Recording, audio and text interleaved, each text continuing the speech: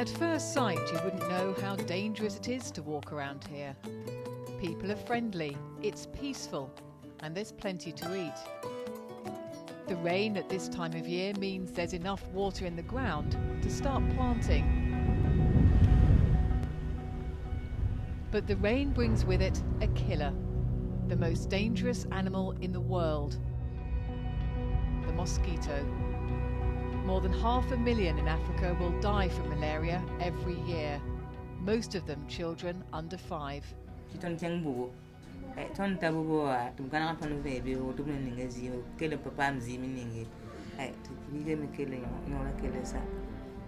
been through it as a kid. My kids also have been through it. All the scientists that you can see somewhere here in Africa and mostly in Burkina Faso, they have all been through it. The only weapon the scientists have against the mosquito is bed nets, because malarial mosquitoes bite at night. But now the mosquitoes are fighting back. They're changing their behaviour and biting earlier in the day and outside. This is really scary. The mosquitoes are literally slipping the net by biting outdoors, and we've urgently got to find a way to kill them.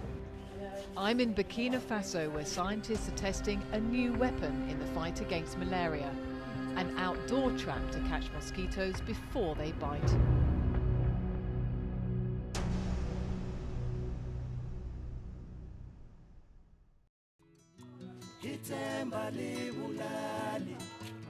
In a small clinic in a village called Samuso, Dr. Diabate and his team are preparing for the rainy season.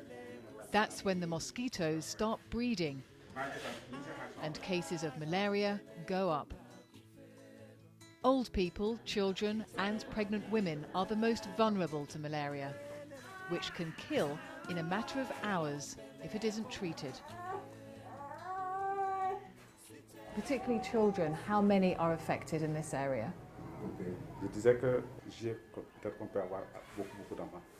Maintenant, il y a un cas de suspicion de paludisme. Là, on procède. Dr. Diabate runs his clinic 7 days a week. This is Sunday. He always has patients with malaria and explains the limited medications he has to treat it. The symptoms of malaria are sweating, feeling shaky and a shortness of breath. Even with treatment, it can take several days or even weeks to recover. There is no vaccine. Bed nets are the only weapon doctors have to prevent malaria, as they can stop mosquitoes biting at night. Dr. Diabate tells his patients how to use them and gives them to pregnant women and children for free. Everyone else is advised to buy their own. It's a daily battle against an insect a few millimetres long, and one Dr. Diabate fears he may be losing. À la semaine dernière, qui est la semaine 23, à la semaine 23, je disais que nous avons eu 117 cas de paludisme simple avec 3 cas de paludisme grave. Testing is done by taking a small sample of blood from the finger. Luckily, this little girl's blood result was negative. 10-year-old Solomon wasn't so lucky. Bonjour. Madame, comment ça va? Ça va bien? He's now taking anti-malarial tablets and they seem to be working. But his doctor is worried about his overall health because this is the 3rd time Solomon has had malaria. It's really a very big problem. You will see that it's most of the workload of the health personnel. So during the rainy season, maybe 90% or more than 90% will have malaria.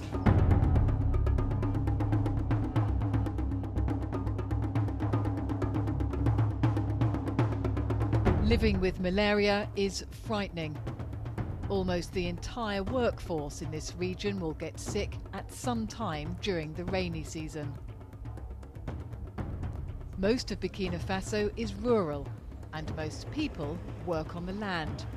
If people are ill with malaria, they can't work. And during the rainy season, people are regularly bitten by mosquitoes up to 100 times a night. Bed nets have halved the number of deaths from malaria over the past 15 years, and more people than ever are using them. But scientists here are worried. They've found that some mosquitoes are adapting their behaviour and biting people earlier in the evening and outside. To look at mosquitoes' behavior, whatever. Dr. Abdoulaye Diabate has been researching the behaviour of mosquitoes that carry malaria, where they breed, which insecticides are safe to use, and when and where they are biting. He says the change in behaviour is shocking. If you try to collect mosquitoes, hourly, from 6 in the evening to 6 in the morning, you will clearly see that a lot of mosquitoes now are biting outdoor when people are not in bed yet. When you started to find that out, Yeah. what did you feel? Yeah, well, I was like a little bit sorry for myself, I would say, because I was saying, well, okay, here we have really very incredible tools to work inside, but we haven't really thought about the outside. So as a scientist, then you have to ask yourself, what can we do?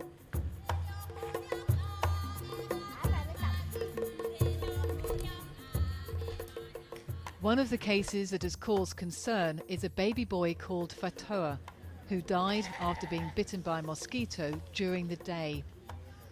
I'm here to meet his mother, Awa. Hello. Who told me all her children sleep under a bed net. Fatoa caught malaria after being bitten by a mosquito while he was sitting outside, and a few days later he died.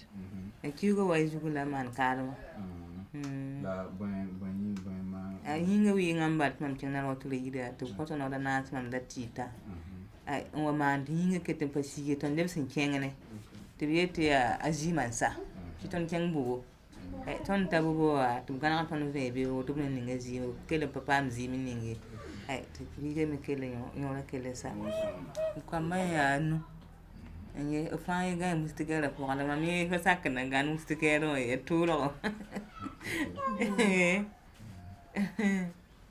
Awa also had malaria herself when she was pregnant with her first child.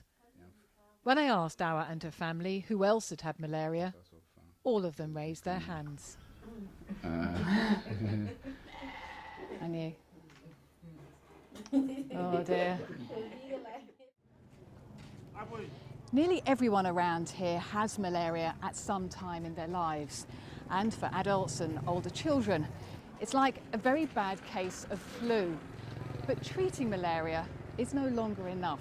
Now that scientists know that mosquitoes are biting earlier in the evening, they need to find a way of catching them outside and killing them. Professor Gabriella Gibson has been studying mosquito behaviour and ways to prevent malaria for more than 20 years, and she's worried. If scientists can't find a way to catch mosquitoes outside, malaria could again become pandemic. This is really scary. This means that the mosquitoes are literally slipping the net by biting outdoors, and we've urgently got to find a way to kill them before they bite people. It took us a good 10 years to get this close to reducing malaria. Time's running out. Professor Gibson and her team are working with scientists in Burkina Faso to build a trap to catch mosquitoes before they have a chance to bite people. The leading scientist is Professor Dabire. He's identified a specific type of mosquito that he wants Professor Gibson to work with. So she's taking some mosquito eggs back to the University of Greenwich. To improve our collaboration, you have to take some mosquito eggs here and to go to your laboratory with the egg and to build a colony from which you have to build some trapping system and probably return us for and make sure it's specifically good for the mosquitoes you have here. Yeah. Professor Gibson is building a colony of Anopheles gambi, a breed of mosquito that carries the malaria parasite. She knows they are attracted by the smell of a person, so she's going to design a human smelling trap. But first she has to feed them by allowing them to bite her. Professor Gibson, known as Gay to her colleagues, is collecting the mosquitoes by sucking them up into a tube, where a gauze prevents them going into her mouth. She then transfers them into a small cage where we can film her giving them their blood meal. She doesn't have malaria, so there's no chance of anyone getting it here. I just have to roll up my sleeves, put my arm in the cage, and the important chemical that comes from us is carbon dioxide. It's something which kind of activates, it really alerts the mosquitoes that there's a host nearby. So to get them a little bit interested, I might just gently blow on the cage like that. And then within 2 or 3 minutes, if we watch, I can just feel the hairs being tickled, so a female's landed on me already. I feel a little pinprick as she goes in, but I'm not particularly sensitive to the bites of these mosquitoes, so it's not as heroic as it might sound that I feed them off my own blood. It's only the females that bite. Males are harmless to people. The reason that they bite is they do need our blood. They suck their blood, but they don't need it for nutrition for themselves. They need all the proteins and other components of the blood in order to produce their eggs. So what exactly is she doing now on your arm? She has what's called the proboscis. It's a part of their mouth parts, which is like a hypodermic needle, and it just pierces the skin. And then she probes around a little bit to find a nice capillary that she can suck the blood from. She does inject some of her own saliva so that the blood doesn't start coagulating, which is the stage at which, if she was infected with a parasite, she would be pushing those parasites into the person's bloodstream. But once she's done that, then she starts sucking the blood and pulls the blood into her abdomen, where it becomes digested and helps to produce the eggs.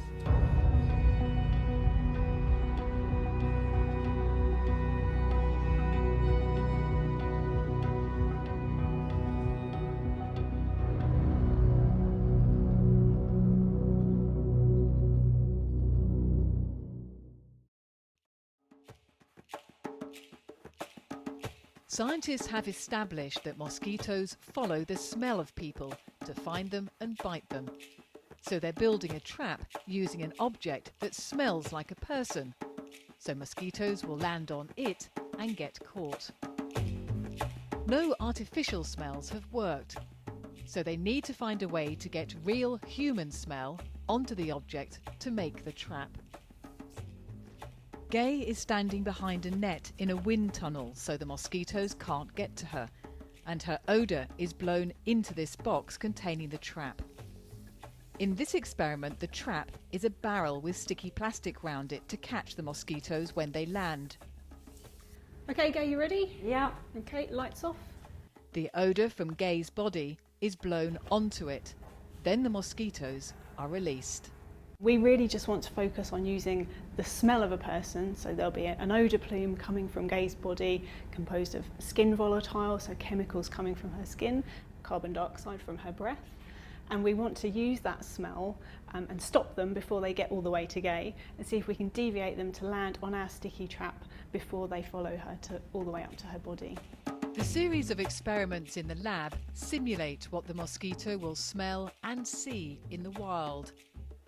Fairy lights are the closest thing to the brightness of stars, and squares inside the cage represent objects mosquitoes might see on the ground as they fly towards the odour they are following. The scientists film the mosquitoes as they are flying around and map their behaviour in an animation to see what sort of trap is most attractive to them. They've tried angular shapes, flat objects, should it be big or small. In the end, the object that best fooled the mosquito into thinking it was a person turned out to be round and dark. And the all-important question, of course, are the mosquitoes landing on the trap?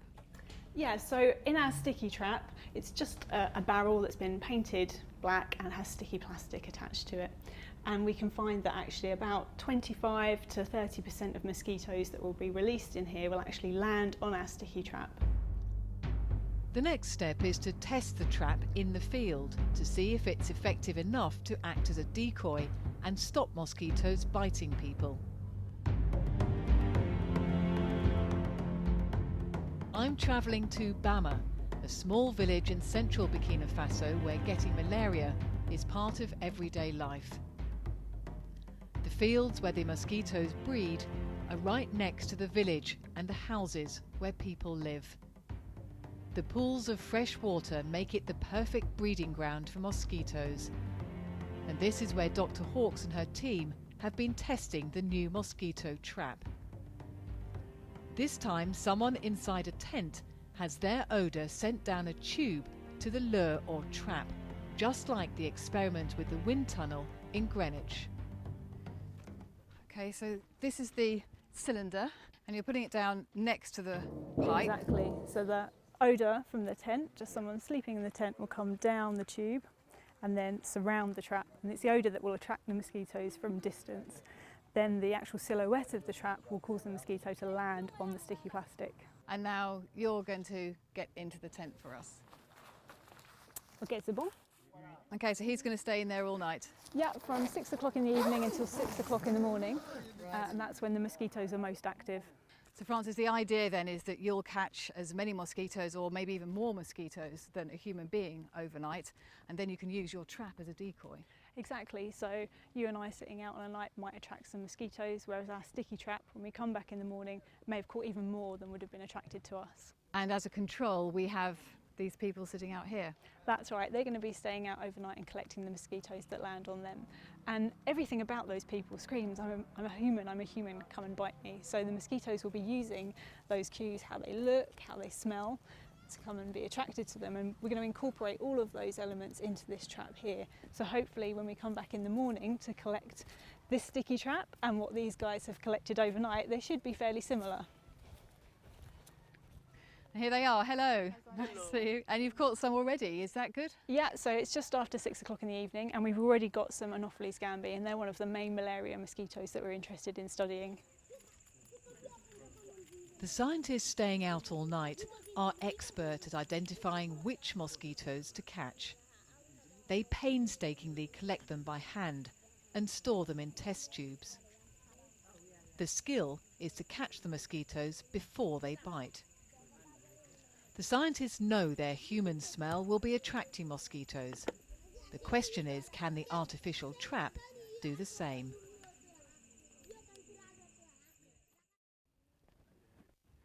Morning, Francis.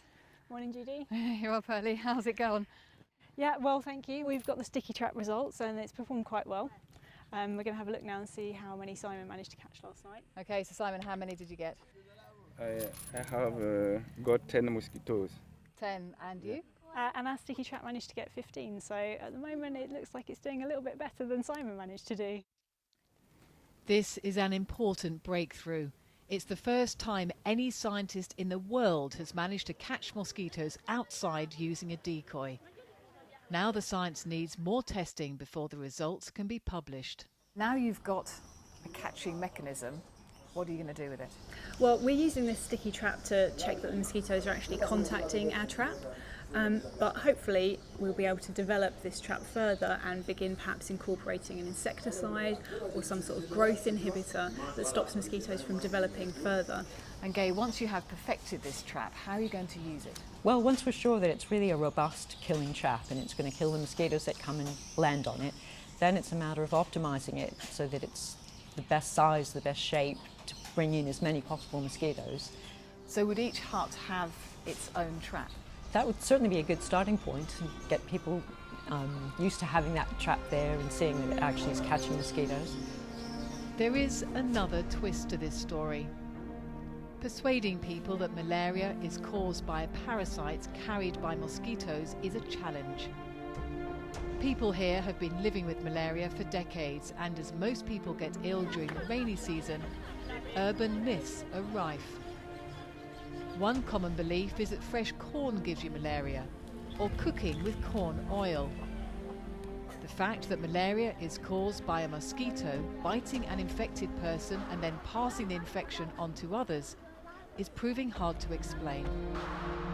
So how difficult is it to persuade people of the dangers of mosquitoes? Yeah, well, okay, people are really aware of malaria, but unfortunately, year back, if you went through the population and then you have this discussion with population, unfortunately, a lot of them will not make a direct link between mosquitoes and then the disease. So some of them will just even tell you that you can get the malaria from other sources than mosquitoes. The government of Burkina Faso has initiated a publicity campaign, making it clear that malaria is caused by mosquitoes and nothing else. They are also supporting the scientists in getting that message across. But the scientists are now urgently asking for more help. In a recent visit to the testing centre, the Minister for Science and Technology, Dr. Jean-Noël Poda, was shown developments in new insecticides. The scientists also need more support to develop the outside trap. The visit from the Minister is really important for the scientists here. Not only is it a public show of support for the work they're doing, but they also hope it'll bring them more money, government money, for research. D'abord, l'État met un effort sur le personnel. Rassurer le recrutement permanent de jeunes personnels pour qu'il y ait la relève, il y ait la continuation. La ressource humaine est très très importante pour que le partenariat nord-sud, sud-sud puisse compléter le reste. Donc l'État fait un effort en matière de ressources humaines. After coming so close to finding an answer to eradicating malaria in the use of the bed net, it's frustrating for scientists that in many ways they're starting all over again. They know more about how the mosquito behaves now, and it looks like they'll find an outside trap that works. But it is increasingly difficult to stay ahead of an insect that is so good at changing its behaviour. And there is a sense of urgency. Scientists both inside and outside Africa know there is no silver bullet. If they are to get rid of the malaria parasite, they have to find a multitude of ways to destroy the mosquito that carries it. So it's really extremely important for us to go beyond the bed net and come with new solutions. And this cannot be done if we don't have a clear understanding of mosquitoes' behavior, so that we can have clear phenotype that will help us to design new intervention and new tools. And how long will it take? I'm hopeful that it will come really sometime soon. If we can really focus also on building up, this capacity in Africa, making sure that the Africans really own the science, that will really help us, to boost the malaria out of Africa.